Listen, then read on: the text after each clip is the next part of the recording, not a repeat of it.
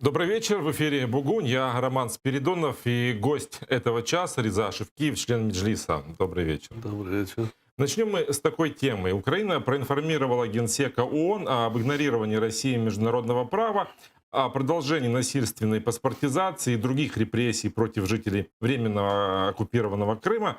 И давайте послушаем фрагмент официального письма постоянного представителя Украины в ООН Сергея Кислицы.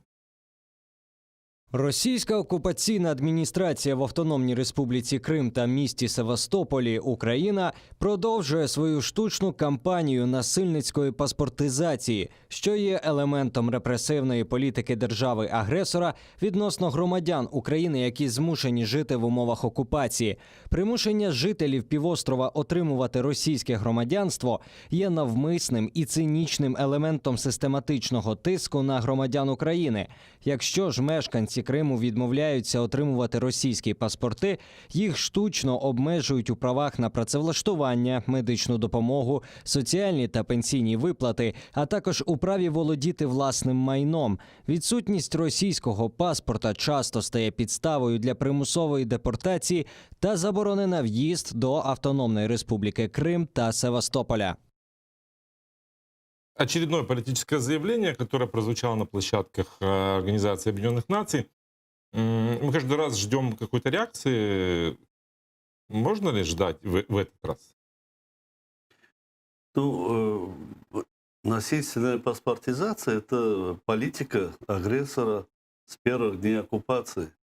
И я помню, в 2014 году с приходом оккупантов они сразу поставили условия получения этого сучьего билета, как я его называю.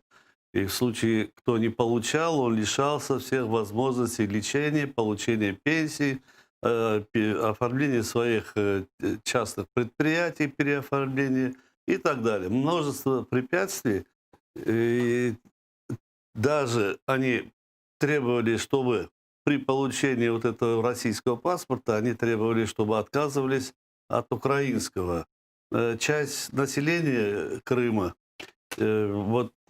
поддавшись вот этому давлению, даже начали отказываться от украинского паспорта в самом начале. Но Меджлис со своей стороны провел быстро агитационную работу, объясняя людям, что украинский паспорт сдавать не надо, надо держать его при себе. А то, что они навязывают этот российский этот билет их, придется, видимо, получать, потому что без этого мирному населению, жителям просто невозможно там проживание. И вот так мы их инструктировали. И тогда они начали получать вот эти российские так называемые паспорта, и чтобы оформлять как бы пропуск в жизнь на оккупированной территории. В последнее время таких заявлений, похожих на заявление Кислицы, было несколько. МИД сделал заявление, в котором тоже заявил, что паспортизация в Крыму была насильственная, что российские эти документы выдавались без вариантов, что возможности отказаться от российского гражданства у крымчан фактически не было. Это было отведено там в очень короткий промежуток времени. С таким же заявлением выступил и постоянный представитель президента Украины в Крыму Антон Кориневич. Он объяснил, что этот документ ничтожен и не несет никаких последствий для граждан Украины, в том числе и на материке. И все эти заявления, они были вызваны с последними событиями, которые связаны вот с активизацией каких-то вот информационных вбросов, связанных с обвинениями в том, что многие сейчас активные, в том числе журналисты и блогеры, патриоты Украины, имеют российский паспорт. Вот в этой ситуации давайте поговорим, почему вдруг возникла эта волна, почему вдруг стали вспоминать про эти российские паспорта, кому это выгодно? Видимо, спецслужбы России сделали анализ и определили, что среди тех блогеров, политиков и патриотов Украины, которые активно ведут работу против агрессора, некоторые имеют эти паспорта, и они решили это использовать. На мой взгляд, что вот этот фактор наличия у человека российского вот этого паспорта 2014 года, который они навязывали, это не имеет никакого основания. Самое главное, что человек не отдал свой украинский паспорт, не потерял гражданство Украины. И тем более эти люди в дальнейшем стали получать в Украине шенгенские паспорта заграничные. Там вопросов быть не должно. Я опять повторюсь, без этого волчьего билета российского жизнь в Крыму была просто невозможна. Ну вот и доказательство тому, что это все-таки имеет к этому отношение и российская спецслужба, наверное, может говорить тот факт, что на позапрошлой неделе появился блог Шария, в котором он обвиняет Павла Казарина, известного журналиста, в том, что тот получал российский паспорт в 2014 году и выложил персональные данные его, когда получал, где, в каком отделении. То есть закрытую информацию, которую может предоставить только спецслужба российская. Знаете, Шария, насколько я за ним наблюдаю, отслеживаю, смотрю его ролики, он вызывает такое двоякое к себе отношение. Некоторые что-то нравится мне, но много что-то не нравится, много очень критики. Когда человек только критикует, не предлагая каких-то реальных действий, не указывая тот путь, который возможен для нашего государства. И когда он буквально каждого известного политика или руководителя просто критикует, мягко говоря, да, и причем разными методами, я особого значения его словам не придаю. И вообще считаю, что вы, журналисты, особо так к его этим относиться не следует. Есть вещи, которые надо просто пропускать и не обостряя вещи. Надо смотреть на то, что делает на сегодня Павел Казарин для Украины. Вот о его делах надо смотреть и обсуждать об этом. Если в его действиях мы заметим какой-то российский след, если в его действиях мы заметим отсутствие борьбы с агрессорами, тогда мы можем говорить о нем, о человеке, который бездействует или действует в сторону агрессора. Вот так. А то, что у него были вот эти паспорта, я же говорю сейчас, сотни, тысячи людей проявятся с этими паспортами. И это вообще не фактор того, что этот человек когда-то хотел служить России. Ну вот интересный феномен такой. Вот Анатолий Шарий, который, фактически публикации персональных данных уже не скрывает, да, информацию о том, что он фактически это сотрудничество с ФСБ, имеет 2 миллиона подписчиков, даже больше, 2 миллиона 300 тысяч подписчиков у него на странице. Откуда? Почему его смотрят тогда? Неужели это столько людей у нас, скажем так, мягко, не патриотичны? Мое мнение, тот избирательный сектор, избирательная часть Украины, которые отдали свои голоса на выборах президента Зеленскому, и достаточно большая часть начинает разочаровываться, особенно та молодая часть. Именно я так думаю, что за Шария больше идут молодое поколение, которые хотят быстро и сегодня преобразований, чтобы они решились, и они требуют, что были обещания президента Зеленского сделать некоторые шаги, в частности, особенно борьбу с коррупцией, отстранение их от власти, посадки и так далее. Они ожидают этого решения, а их нету. И, естественно, у них возникает разочарование. А разочарование их ведет куда-то, должно повести. Они уже заражены политикой в Украине, почти, по-моему, все заражены политикой, и куда-то они должны пойти. Они не идут назад к бывшему президенту, они ищут другие пути, и находится здесь третий человек, третья сила, которая хочет представить. Они не идут к Медведчуку, допустим, но Шарий своим выступлениями. Он, кстати, очень эффективно выступает, грамотно. Он завораживает молодежь. Он становится кумиром молодежи. Но, И вы не молодежь- оцениваете его работу как антиукраинскую? Я вот, знаете, как антиукраинскую я в нем еще не увидел. Я могу его критиковать, что он много говорит плохого обо всех, но не показывает пути решения вот этих вопросов, проблем, которые он озвучивает. То есть этот человек, можно его отнести, и что он выполняет чей-то заказ, внося сумятицу такую в политическом поле Украины, тоже можно подозревать его в этом. Но пока у меня лично каких-то определенных таких доказательств этого нет. Давайте вернемся к крымской тематике. Мы уже сказали, что кроме того, что Россия нарушает международные права и крымчан, занимается насильственной паспортизацией, уже все знают, что и там идут массовые репрессии и преследования несогласных, аресты. И вот сегодня появилась новость. Правозащитный центр «Мемориал» признал 6 жителей Крыма политическими узниками. Это Акрамжон Абдулаев, Айдер Джапаров, Нимаджон Исраилов, Риза Амеров, Энвер Амеров и Энвер Ситосманов. Их всех обвиняют в причастности Хизбут Тахрир и преследуют по политическим мотивам, заявляет «Мемориал». А вот и в связи с ненасильственным осуществлением ими прав на свободу совести, вероисповедания и ассоциации. Вот именно за это их и признали узниками. 2 из этих людей — это граждане Киргизии, они жили в Севастополе, это Акрамжон Абдулаев и Нимаджон Исраилов. Их арестовали еще летом 16-го. Осенью 18-го года военный суд приговорил их к 15 и 13 годам колонии строгого режима соответственно. Еще одного севастопольца, активиста крымско-татарского национального движения Энвера Ситосманова ФСБ, задержала весной 18-го, а в декабре 19-го Южный окружной суд приговорил его к 17 годам колонии строгого режима.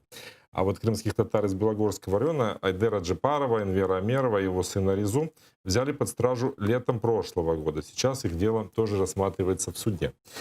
Именно эти 6 человек, по мнению «Мемориала», политические узники. Но, наверное, это определение можно применить ко многим, практически ко всем, кто попадает под террористическую статью в Крыму. Да, это арест молодого поколения Крыма, и особенно среди коренного населения Крыма, крымских татар, это была одна из тактик российских оккупантов, потому что, с одной стороны, они не могли явно, с одной стороны, они желают, чтобы коренной народ не оставался в Крыму, а съехал. С другой стороны, они понимают, что коренной народ Крыма не собирается их признавать, а признает Украину. И им необходимо было вот эту особенно активную часть, которая недовольная часть, это коренной народ Крыма, каким-то образом запугивать. Они нашли отношение сторонников Хизбут Тахрир и других религиозных течений и решили вот так вначале мягко пробовать, потом, когда посмотрели, что это может продолжаться долгие годы, и что с этого они могут создавать какой-то некий задел для обмена пленными своими, и они начали этот прессинг. Они, естественно, начали давить, и, естественно, по информационном поле это обыски и аресты молодых людей надеялись, что народ сломится и прекратит такое моральное сопротивление оккупантам. Однако этого не случилось, но они другого пока ничего не придумали. Они продолжают это дело, и они будут это продолжать. По шаблонам, по своим. Да. С нами на связи Денис Савченко, координатор правозащитной организации «Крымсос». Добрый вечер, Денис. Да, здравствуйте. А что дает это звание политический узник? На какую, может быть, право на какую-то особую защиту или на какое-то особое отношение к этим людям? Что это значит? со стороны Российской Федерации, со стороны оккупационных властей, к сожалению, это не дает никаких привилегий, и люди также поддаются всем тем рискам, о которых мы говорим во время отбывания срока, во время нахождения в СИЗО. Но что для нас очень важно, эти люди и их истории, они становятся частью общей картины нарушения прав человека, преследований Российской Федерации, всех несогласных с оккупацией, с их действиями на территории Крыма. И истории всех этих людей, они иллюстрируют общий характер нарушений, общий характер несправедливости, жестокости, с которой Российская Федерация пришла на территорию Крыма и с которой она старается удержать его. А что дает это здесь, на материке? На материке, конечно же, у нас было принято постановление Кабинета министров о выплате денежной помощи политическим узникам, а также их родственникам. И на материке есть возможность инициировать уголовное дело по отношению к людям, которые непосредственно принимали незаконные решения. И также этот статус политических узников, он будет напрямую людям давать возможность защищать свои права в международных инстанциях, Европейский суд по правам человека, и также добавлять аргументы для преследования Российской Федерации, например, в Гааге. А этот статус его присваивает именно мемориал или это может сделать другая организация? Почему у нас в Украине никто не оценивает и не дает вот таких вот определений тем, кого арестовывают, задерживают в Крыму по политическим мотивам? К сожалению, единого подхода к определению политического узника не существует. Украинские правозащитные организации, они руководствуются, в том числе и наша организация, руководствуется международными актами, которые говорят о нарушении прав и о политическом характере преследования. Но при этом единого списка не существует. И каждая организация рассматривает этот список и формирует на основании тех критериев, которые они выбирают. Но можно сказать, что наша организация, например, всех людей, которых преследуют по так называемому делу Хизбут Тахрир, она распознает как политических узников. На какую помощь политические узники могут рассчитывать от нашей страны? Как я уже сказал, денежная помощь теоретически, юридическая поддержка. Наверное, в данном случае это все. Если говорить о правозащитных организациях, то у них есть разные инструменты помощи политическим узникам, а также их семьям. Когда вы говорите о денежной помощи, вы о какой сумме говорите? До 100 тысяч гривен, согласно соответствующего постановления Кабинета министров Украины. Эти деньги целевые, их нужно на какие-то определенные нужды тратить, или это просто дают семье? Нет, это на поддержку как раз семьи. В основном они используются на то, чтобы реинтегрироваться по приезду на материковую Украину. Спасибо вам большое за комментарий. Денис Савченко, координатор Крымсоц. 100 тысяч, которые утвердил Кабмин для помощи политузникам, как вы оцениваете эту сумму? Это достаточная сумма? Ну, если, вы знаете, смотря для какой категории людей. Если этот человек проживал на материковой части, и потом в Крыму его забрали, посадили, он вернулся обратно домой, это одно. А если он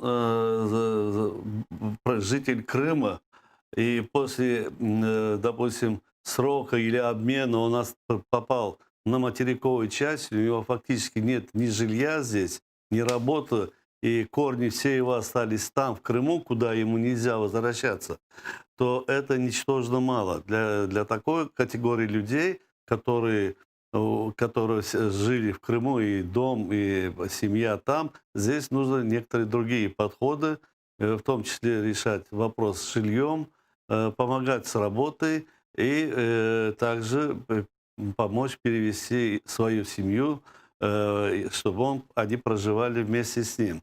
В противном случае многие из них, которые вернутся в Крым, они могут опять быть осуждены и неправомерными действиями российских судов. Но ведь еще из крымских никого-то и не обменяли, не освободили. Но мы это ожидаем. Мы это ожидаем, что обменять и Есть ли освободить. какая-то ясность? Пока ясности нету, это только наши требования обращения Меджлиса тоже, чтобы включили этих крымских арестованных тоже в списки. Хотя мы и сами понимаем, что вот этот обменный фонд, который создают российские оккупанты, он настолько не подходит к тем, на кого их меняет, то есть этим грушникам, убийцам российского спецназа, и эти люди, которые в Крыму были арестованы и осуждены, которые в руки оружие и не брали, и не было у них даже намерений вести какую-то насильственную борьбу.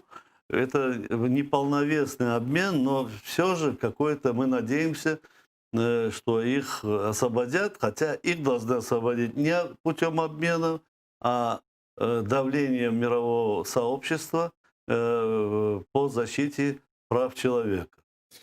А вы предлагали, я имею в виду, когда говорю вы, Меджлис, активисты, правительству учесть вот ту идею, о которой вы сейчас говорили, о том, что нужно разграничить помощь тем, кто возвращается на материк и здесь имеет жилье, и тем, кто был вынужден выехать из Крыма после освобождения? Вот этот фактор мы озвучивали в отношении воинов АТО, которые, отслужив свой контракт, возвращались на материковую часть проживать.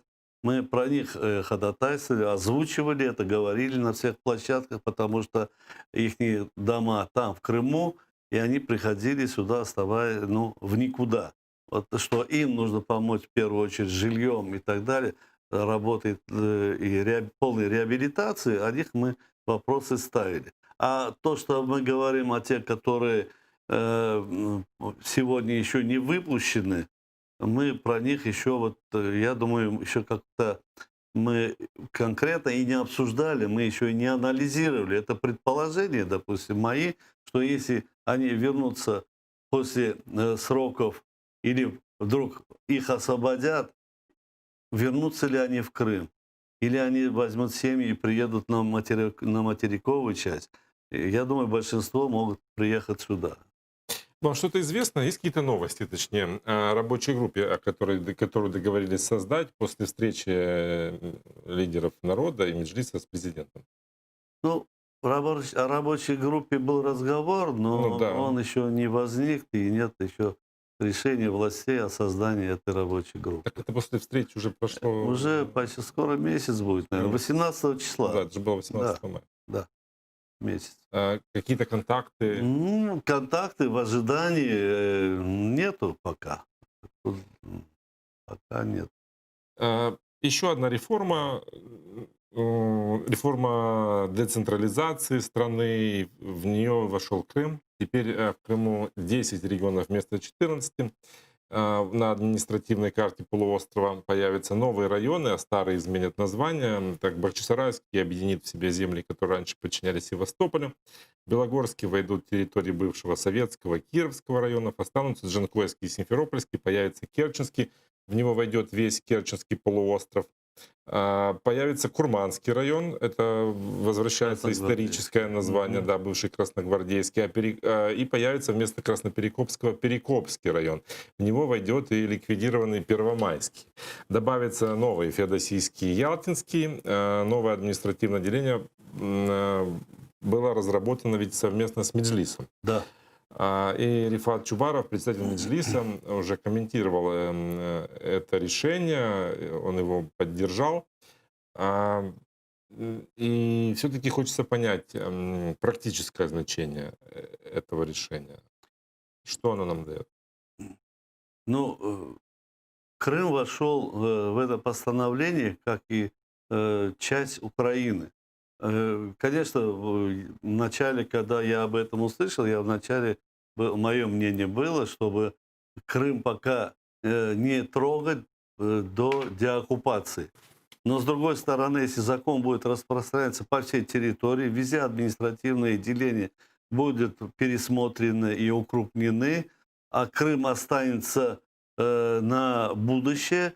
Это вот, знаете, некоторое будет, получается, что мы де-факто признаем как бы Крым не украинским. Поэтому мы решили, что Крым тоже должен быть рассмотрен, тоже изменены территориальные деления Крыма, и в этом поучаствовали вот 10 районов Крыма. Но насколько это удачно, мы узнаем, когда будет деоккупация, и когда мы вернемся в Крым и начнем там жить, начнет эта схема работать в действии, тогда, если что-то неправильно, не совсем правильно разграничили, мы можем вернуться к этому вопросу и ходатайствовать перед руководством. Ну, вы когда совещались с Кабмином, да. вот почему именно 10? Почему именно те границы, которые появились? Почему укрепнился Бахчисарайский район за счет Севастополя? Потому что Севастополь надо ограничивать. Севастополь, он, вы знаете, вот, ему статус вот это исконно русского города, вот, и вообще вот это вот постоянство, вот это самый гнойник, кстати, в Крыму, это начинался в Севастополе. Там просто невозможно, там население, они пропитаны вначале большевизмом, а затем все бывшие сотрудники КГБ и прочие военные оседали там, в основном в Севастополе.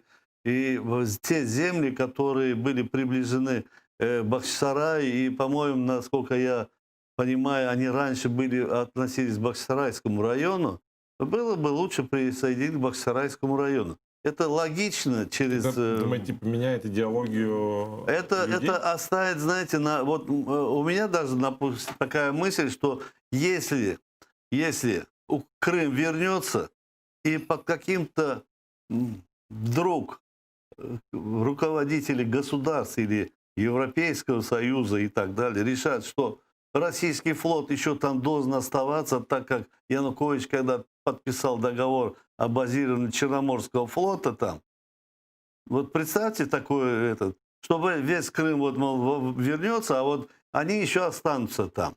Вот в этом случае зачем эти земли нужно, чтобы относились к Севастополю? Даже из такой вот простой логики можно делать решение, что они не должны быть отнесены к Севастополю.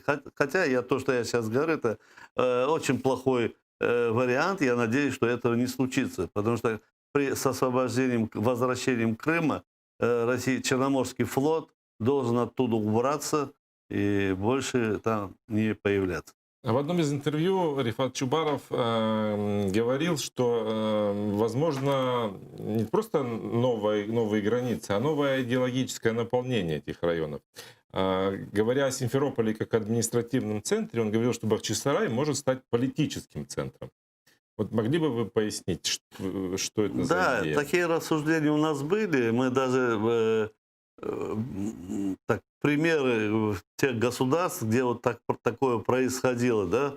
Вот, допустим, Нью-Йорк это вершина американской цивилизации, эти небоскребы и так далее, это торговые, развитие бизнеса, промышленности и так далее.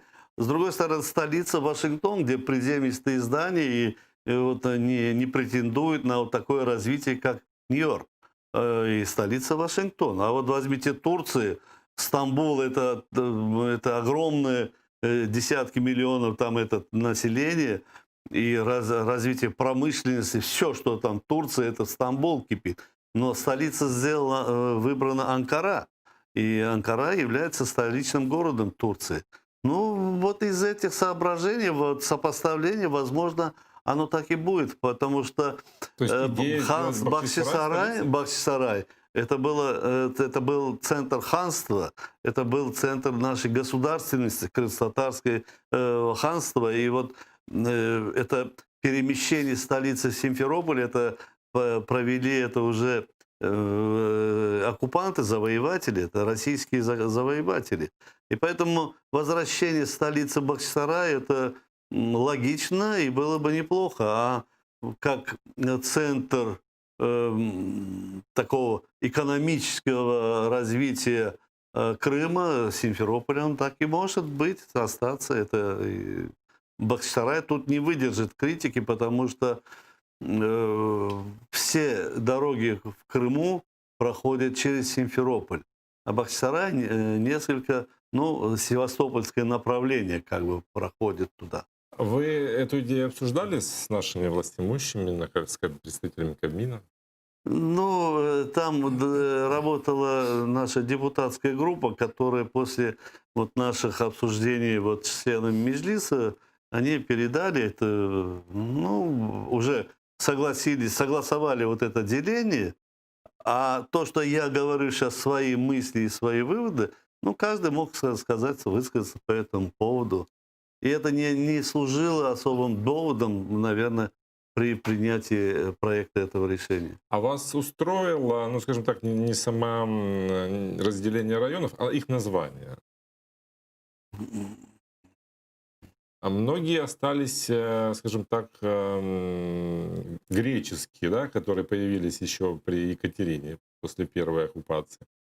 А Красноперекопский, который мог бы стать там, да, районом Яны-Капу, допустим, остался Перекопским, например. Да, я бы тоже, конечно, вот Перекоп, Яны-Капу, это было бы более уместно, но где-то в чем-то, видимо, пошли навстречу тем, кто еще предлагал это. Ну и вообще это вопрос не такой забитый навечно. Придет время, после деоккупации жизнь наладится, и я думаю, население полуострова все совместно будем думать. Возможно, там много еще что надо переименовать. Все советские наименования, которые были присуждены российскими оккупантами, начиная с 1783 года, их все надо будет менять. То есть этот вопрос не закрытый, эта тема будет продолжаться. Вот давайте поговорим о топонимике. Ведь названия в стране, когда в рамках декоммунизации менялись названия, переименовывались области и города, Крым, по-моему, это не коснулось. Или там коснулось нескольких городов, по-моему, Перекоп переименован в Яны-Капу, если я не ошибаюсь. А остальные названия остались прежними. И все села носят там названия не только там нейтральные, там счастливая, цветочная, ароматная, но и какие-то еще и советские названия. Ну, Там, да, Первомайская, Первомайская, Красногвардейская, там, да, они все остались. И кроме этих названий районов... Ну, ведь я вопрос веду к тому, что когда в стране это все произошло, Крым как-то оставили за бортом. Не стоит ли этот вопрос поднимать и решать этот вопрос сейчас? Потому что, ну, границы уже поменяли. Теперь следующий этап возвращения исторической топонимики. Этот вопрос поднимался и в дооккупационный период. Мы постоянно это... Мы передавали полностью карты и старые исторические названия Крыма. Но, однако, это прошло мимо. Руководство Украины тогда не пошло на встречи. И сейчас, вот в данный момент, мы опять об этом говорим. Если бы руководство Украины сделало бы шаг навстречу, то мы готовы предоставить соответствующую комиссию, группу людей, которые всю документацию передадут, обоснованную, старые исторические названия Крыма, до аннексии, которые были до аннексии Екатерины, и которые возникали с развитием в нормальные времена. Но без этих постсоветских названий, но и названий и присуждений имен различных палачей, которые существовали в различные времена в советском государстве. Ну да, там улица Белокуна или Розалии Землячки. Белокуна, да, допустим, правильно. Карантин очень повлиял на взаимоотношения материка с Крымом. Люди просто оказались многие разорванные и семьями, и не могут передвигаться. Но с 15 числа этот карантин адаптационный карантин, смягченный карантин, он действует, но с 15 числа открылись КПВВ и разрешают теперь ездить с Крыма на материк и обратно. Нет. Да, разрешают, да. Разрешают. Но Но с ограничениями, условия да. разные. Но вот есть история, которая столкнулись крымчане. Вот в соцсетях показали условия обсервации, в которых оказываются люди, которые возвращаются, заезжают в Крым. В одной комнате находится 7 человек, какая-то убогая мебель. Люди просто незнакомые должны жить в одной комнате по несколько человек. И вот автор этого видео, девочка, она выложила это видео, и в своем обращении к маме, мама выложила это видео, она плакала. Она говорит: мама, я не знаю, куда попала, я не знаю, что делать, мне страшно. Люди растеряны, женщины вот оказались в такой ситуации. Прокомментируйте, пожалуйста, вот что происходит, почему такое отношение к крымчанам, которые ездят по своей стране? Именно оккупационные власти поступили так с гражданами Украины, которые проживают, прописаны в Крыму, и по тем или иным причинам зависли несколько месяцев уже здесь, на материковой части, и, возвращаясь к себе домой, их загоняют в обсервацию на 2 недели. И вот такие условия. Это ужасно. Во-первых, там один человек, у которого даже не выявлено и которого хотят проявить в течение 2 недель эту инфекцию, он инфицирует всех остальных, которые там рядом с ним проживают в этой комнате. Ведь когда показывают больницы, куда, вот европейские больницы, куда помещали на лечение этих больных, какое было отношение вокруг них, какая была все в этих чуть ли не в противогазах, спецкостюмах и так далее, чтобы от них не заразиться. А здесь по подозрению несколько группа людей загоняет, если среди них один есть, то вся эта группа может стать, подцепить этот коронавирус. Вот в чем самое страшное в этом деле. С другой стороны, люди, которые имеют свой дом и ждут семьи, им могут дать самоизоляцию. Они могут свой дом, понимая, что они пришли к себе домой, в отдельной комнате находиться и сохранять, предостерегать свою семью от возможного заражения. Поэтому это надо применять. Это применяется в Украине так. У нас дается 2 недели на самоизоляцию через сознание человека. А там этого не дается. Но я думаю... Не совсем сознание. Нужно заполнить приложение «Действуй дома». Да. И отчитываться электронно, где ты находишься. Да. И правильно это делать. Но с другой стороны, оккупанты почему вот такой сейчас шаг сделали, они его поменяют после 1 числа. На мой взгляд, до 1 числа... Перед так называемым референдумом? Да, перед референдумом они не хотят, заехавших с территории Украины, людей изолируют, выдерживают в изоляторе 14 дней, то есть уже пройдут эти выборы. И с другой стороны, они не остерегаются. Ну, остерегаются — это не то слово. У них все время такая предусмотрительность возможного вмешательства со стороны Украины в их вот этот выборный процесс. И поэтому они создали полную изоляцию, чтобы граждане Украины, которые возвращаются к себе домой, не могли контактировать и выходить с другими жителями Украины. То есть вести какую-либо, допустим, агитационную работу с людьми, жителями, которых ожидает 1 числа на участие в этом их референдуме. Ну, при том, что еще истории из Крыма приходят о том, как эта изоляция в них происходит, как эта обсервация происходит. Когда людей сажают в автобусы, ну, как мне рассказывали, такое случается, и везут в Евпаторию, где находятся эти санатории, то 11, да. В автобусе называют цену. Сколько стоит обсервация, а сколько стоит эту обсервацию не проходить. У меня есть 2 примера, у которых взяли деньги у человека я не знаю, как он повелся, отдал $1000 на то, Ого. чтобы избежать обсервации.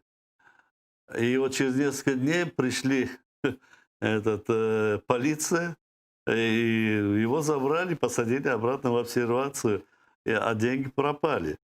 То есть это такая, знаете, ловушка и заигрывание полицейских, которые пытаются на этом заработать. Да, То есть коррупция. да, коррупция. А Но я думаю, что после 1 числа они обсервацию отменят и откроют всем дорогу, так же, как и россиянам, въезд в Крым со стороны Украины. Почему? Потому что они не смогут полностью приезжими россиянами заполнить санатории, которые у них пустуют.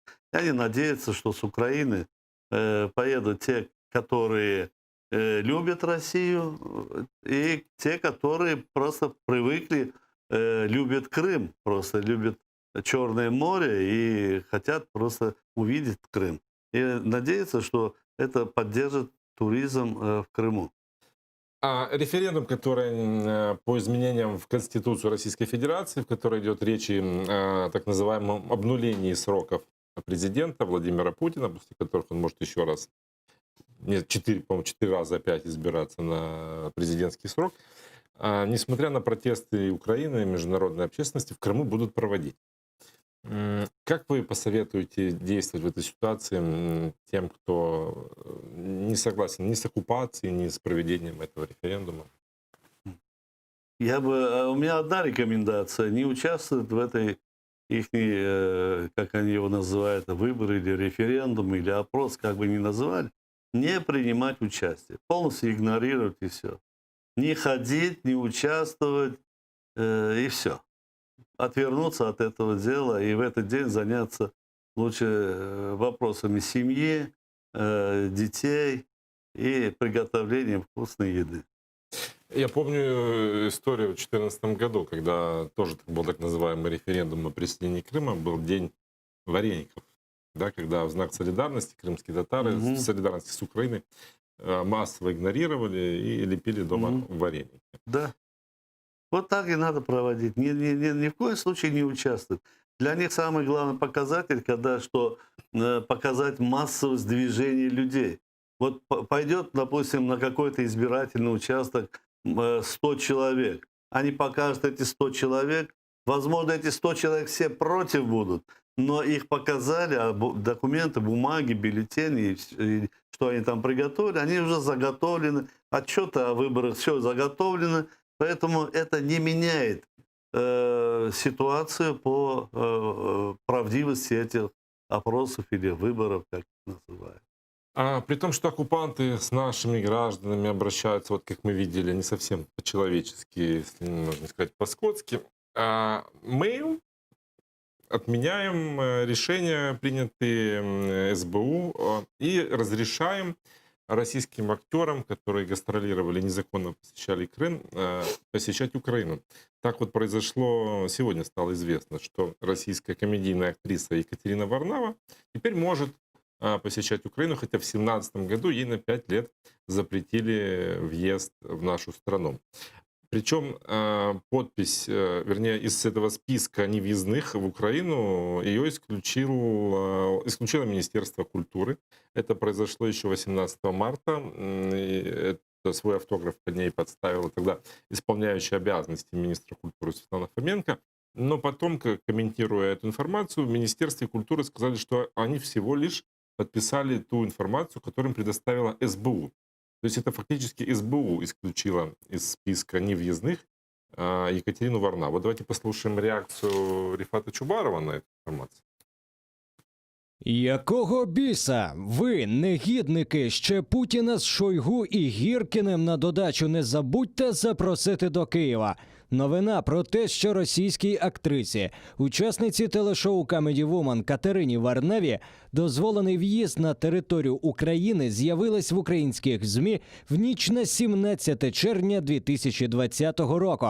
При цьому ЗМІ опублікували наказ Міністерства культури, молоді та спорту України, датований ще 18 березня 2020-го та підписаний тодішнім ВО міністра Світланою Фоменко. Емоції в мене зашкалюють. Сказати, що обурений – це значить нічого не сказати. Можу тільки здогадуватись, яких епітетів будуть удостоєні ті, хто в черговий раз плює в обличчя всім, хто захищає територіальну цілісність України на фронті, зберігає відданість Україні в російських в'язницях, чинить опір російським окупантам в Криму. Ну и правда, какого черта, как спрашивает Ну, Трифонов? здесь просто, знаете, даже... Вопрос к СБУ. Да, здесь даже комментировать не стоит, это, потому что это недопустимое, вот то, что провели это, но разобраться надо, кто и как поступил. Возможно, где-то что-то, кто-то подсунул ту бумагу, которая, может, и в СБУ не выходила. Кто это такая, которая подписала Министерство культуры и напоследок ушла? Какая бумага у нее была? Пусть она покажет это СБУ, то, что значит, есть какой-то перечень. Пусть она должна была, Министерство культуры, они должны были это озвучить, показать, каким числом, датой и кем подписаны из СБУ. Потому что иначе нельзя это оставить вот просто так. СБУ, в свою очередь, я думаю, они отслеживают информационные потоки в Украине, они должны провести свое расследование и принять соответствующие меры. Виновных наказать. Это недопустимо. Это недопустимо. Ну, просто наши координаторы сегодня пытались связаться с пресс-службой СБУ, чтобы получить комментарий. Просто очень хочется понять мотивы. Что изменилось? Она принесла извинения Украине, она покаялась, сказала в эфире российского канала «Слава Украине». Вот что произошло? Вы знаете, когда говорят о России, там сразу коррупционные схемы. У них, это могут быть деньги просто. Ну, Это подкуп и все. Это получается подкуп нашей службы? А почему вы думаете? Или работа какого-то некого агента спецслужб это России, который вот подмахивает такие списки, создает. Ну, а как иначе может быть? Это же, ну, это уже настолько привычно в украинском обществе, что те, которые были в Крыму, они не могут быть в Украине. Это настолько все привыкли, все население, и вдруг вот такой этот плевок. Это рассчитано на то, что не заметим, люди не заметят, пропустят. Нет. А если знать, что заметят, зачем это? Какой-то, чтобы резонанс появился. Ну, непонятно. Просто требуется расследование. Я думаю, СБУ должен расследовать и дать сообщение. Дело в том, что этих, как Бог вылавливают этих российских артистов, которые к нам едут. И не всегда наши службы на них реагируют. Вернее, реагируют только после реакции общественности. Ну, то есть это должен быть какой-то же механизм, не только полагаться нужно на общественность, на каких-то людей, чтобы они поднимали резонанс общественный, чтобы потом или пограничники, или СБУ как-то принимали решения. Да, и было бы неплохо, если некоторые вот молодежные организации, которые, вот, как Шари собрал бы на ее концерт, и, понимаете, вот, ну, Шари, наверное, придет с шариками и поддержит Екатерину Варнаву. Да вы что? Неужели поддержит? Я думаю, он обязан забросать яйцами. Да? Ну, не знаю. Но если поддержит, мы узнаем еще одну его черту. Вы уже сказали о молодежных организациях. Давайте поговорим о молодежи в Меджлисе. А в одном из эфиров на нашем телеканале, в эфире с Гульсум Халиловой, вы сказали, что, я сейчас могу недословно процитировать, но что такой программы развития молодежного крыла нового поколения в Меджлисе нет. Вот, и это вызвало определенный резонанс, в том числе и у молодежи крымско-татарской. Вот давайте послушаем, как это прокомментировал Арсен Жумадилов, который одно время работал и не Мгм. только он, прокомментировал ваши слова. Мгм. Основная причина — нет общественности, которая бы призвала к отчетности и ответственности. Пройдет еще 6 лет, и мы, слушая эти разговоры, опять не увидим результаты. В последнем предложении он говорит, не обращают внимания. Будет хорошо, если мы тоже не будем обращать внимания на него. Уже ничему не удивляюсь, а тем более этому. Надеюсь, что в столь непростое время мы сохраним институт, но нужно понимать, что персоналии не следует отождествлять с институтом, хотя они и очень стараются, вошли в образ мучеников, только вот их никто к этому не склонял. Накопилось много вопросов, как ни странно, не к Смешко, а к его коллеге. Если не будет передачи власти, институт умрет, а затем и весь народ. Ну вот такая критика прозвучала. Что вы скажете на это? Надо прислушиваться к мнению говорящего, рассуждающего, и надо собираться, встречаться и принимать какие-то меры, разрабатывать какую-то стратегию, тактику, потому что правильно, если так вот 6 лет продолжается, а сколько это еще будет продолжаться, мы должны найти форму, как это делать, и как молодежь, чтобы пришла и работала. Вообще, это в любом государстве во все времена делали ставку на молодежь. И если молодежь не продолжит эту работу того или иного государства или политической организации и так далее, она обречена на исчезновение. Поэтому, когда мы говорим о молодежи, я, в принципе, не занимаюсь этими вопросами молодежи, но я готов, если молодежь предложит встретиться и предложит встретиться с Меджлисом. Это их инициатива должна быть. Я думаю, инициатива может быть или с той, или с этой стороны.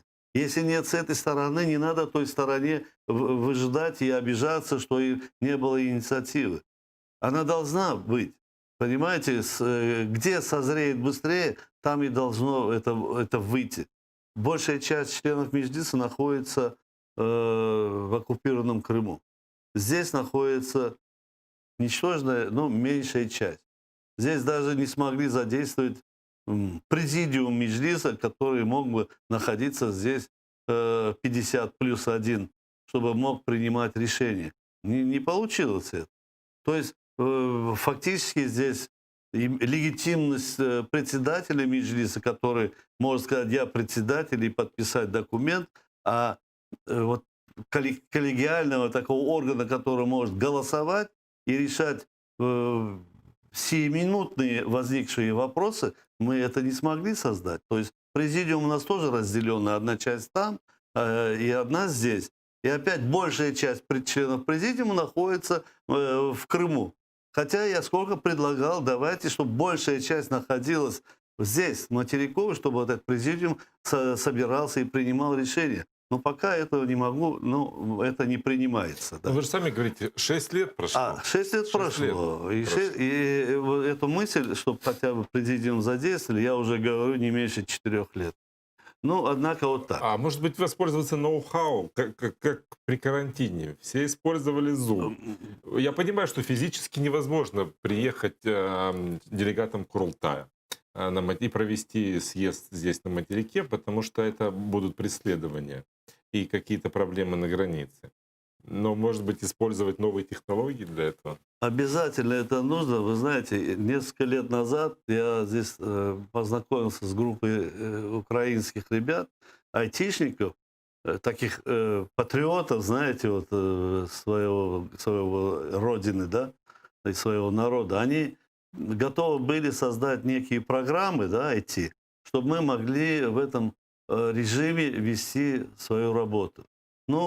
Поддержки это не нашло. Я обращался, ставил этот вопрос в Меджлисе, поддержки я не нашел, и это осталось забытым. Но сегодняшнее развитие IT-технологий я думаю, позволят и позволяет нам иметь такую программу. Главное найти разработчиков надежных, чтобы разработали некую программу, чтобы у нас была она закрытая программа от спецслужб России. И тогда мы могли бы много что провести, и работу с народом, с молодежью, и даже, возможно, собрать Курултай, и, возможно, даже проводить какие-то выборы.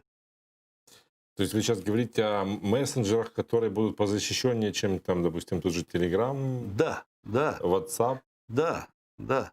Это должна быть Но специальная вы же программа. понимаете, сколько это стоит. Ну, что не Это должна совсем быть реальная специальная сейчас программа, и здесь заинтересовано само государство. И я думаю, что государство должно, обязано просто взять на себя финансирование и помочь в разработке такой программы, чтобы коренной народ мог продолжать свое развитие, чтобы мы не были вот оторваны, чтобы вот такие критические замечания, они не оставались вот так без ответа, чтобы мы их поправили и сделали так, как требуется для дальнейшего нашего развития.